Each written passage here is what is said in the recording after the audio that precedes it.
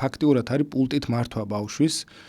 ხშირ შემთხვევაში მშობლიდანაც, მწვრთნელებისგანაც, სხვათა შორის ზოგადად ვამბობ, არ გმოვდები ხილება ზოგიერთ აკადემიაში, თქვა დინამოში და ინტერში და ეს რაღაც ამხრივ ინსულა გვაქვს, არის მწვრთნელები, რომლებიც პულტით არ მართავენ ბავშვებს, მაგრამ მაინც მასობრივად საქართველოს დონეზე რო ვილაპარაკ და რაიონების დონეზეც რო ვილაპარაკ, სოფლების დონეზეც, აი ძალიან მაღალი პროცენტით ცდილობს, რომ უკარნახოს პროცესში ბავშვს. პატარა ასაკშიც. მშობელის და მშობელს ხა იმდენად ვერ ახერხებს, შეიძლება მწვრთნელი გაღიზიანდეს ამაზე. თუმცა არის შეძახილება ცალკეული ეპიზოდები, რომ შეიძლება ბავშვმა ესეთი კურიოზიც მოხდა რა სხვა გადაცემაშიც მithქვამს, რომ ბავშვმა მითხრა, რომ ძალიან დავიბენიო, რომ ერთ კონკრეტულ მომენტში ჩემო მშობელმა სხვა დამიძახა და მწვრთნელმა სხვა, ანუ მწვრთნელმა დაარტყინა ამიძახა, პირიქით მშობელმა დაარტყიო და მწვრთნელმა პასიო.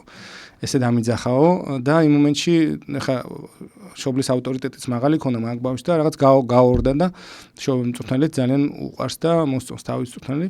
გაორებული იყო, აი ვერ ხვდებიო დღემდე ჩემ თავს ვეკითხებიო, რომ რა იყო ეს, რა მოხდაო და მე მკითხა რა ეს აუხსენი მერე.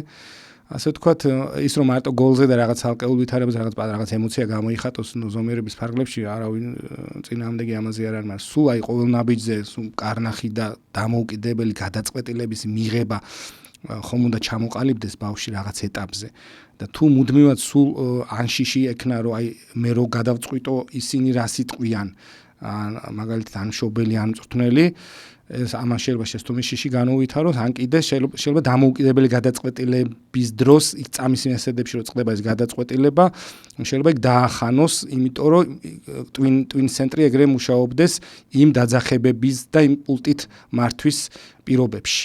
სრული ვიდეო ნახე Newsmakers-ის YouTube არხზე. თუ მოგეწონა ეს ვიდეო, დაალაიქე და გამოიწერე არხი, რომ არ გამოგჩეს შემდგომი საინტერესო სიახლეები.